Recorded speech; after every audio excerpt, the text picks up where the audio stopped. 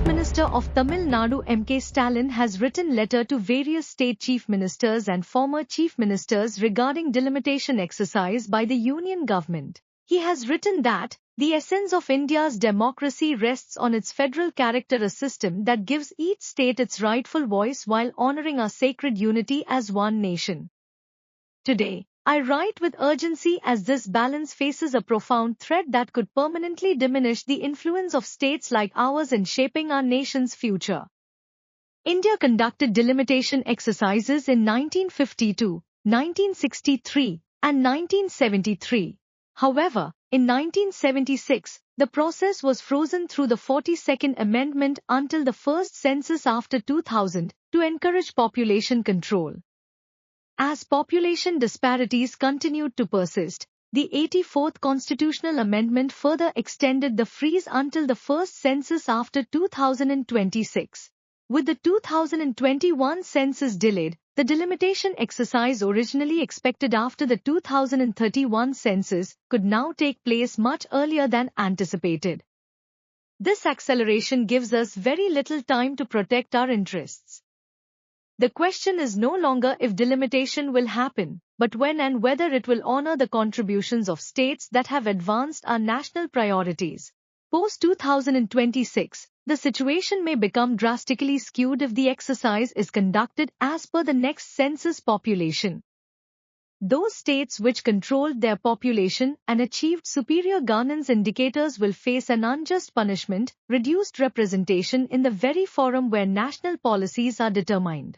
Once implemented, this democratic imbalance could persist for decades, leaving our states with diminished capacity to advocate our people's interests, secure rightful resources, and influence critical national decisions.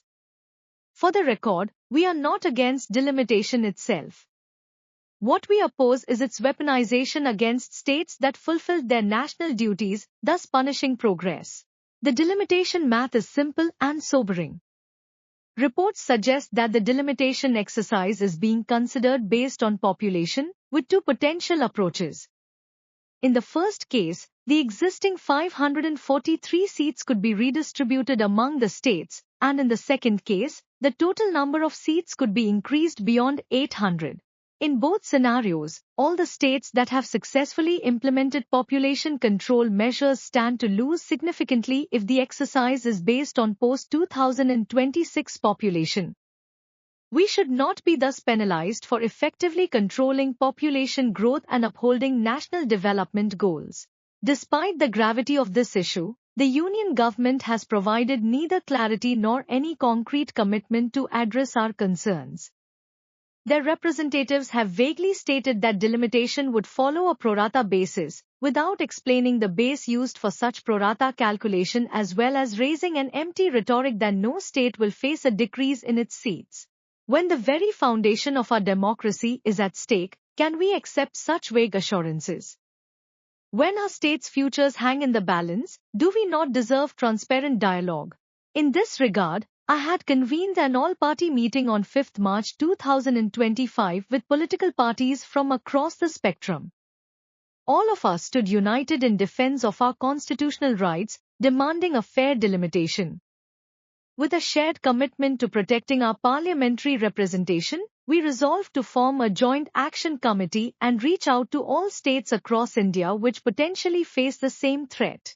I believe this issue transcends individual state concerns, it strikes at the heart of our federal principles. Together, we must examine the constitutional, legal, and political dimensions of this challenge. We must jointly develop alternatives that preserve our current representation in percentage terms. Only through a collaborative analysis and an unified advocacy can we hope to secure a delimitation process that honors our role in nation building without compromising our current level of 7 representation in percentage terms.